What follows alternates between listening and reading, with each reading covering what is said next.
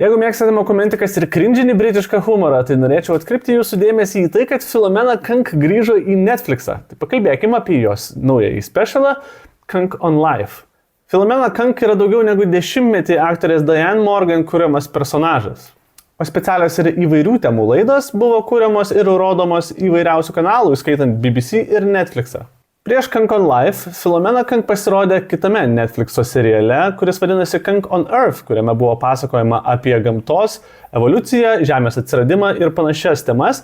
Tuo tarpu Kunk on Life yra apie egzistenciją, apie filosofiją, žmonijos atsiradimą, dalelių fiziką, meną ir daugiau su žmonija susijusių dalykų. Šis formatas yra įdomus, išskirtinis ir be galo juokingas vien dėl to, kad Philomena pasisodina prieš save pačius geriausius, žinomiausius savo srities profesionalus, Nobelio premijos laureatus, dalelių fizikos, kvantinės fizikos, visokių kitokių mokslo ar meno rūšių specialistus ir uždavinėja jiems klausimus, kurie tiesiog išmuša iš vėžių. Keiščiausia ir įdomiausia, kad ji tą daro be jokios gėdos jausmo ir dėl to žiūrovui darosi nejaukus, stebint ypatingai tuos pašnekovus, kurie net nežino, kaip normaliai atsakyti į jos klausimus. Jeigu jau esate susipažinę su Philomena Kunk, tai rekomenduoju pasižiūrėti naują jos specialą, o jeigu ne, bent jau pabandyti. Galbūt patiks. Na, o jeigu jau matėt Kunk on Life, parašykit savo nuomonę komentaruose ir nepamirškit manęs pafollowint.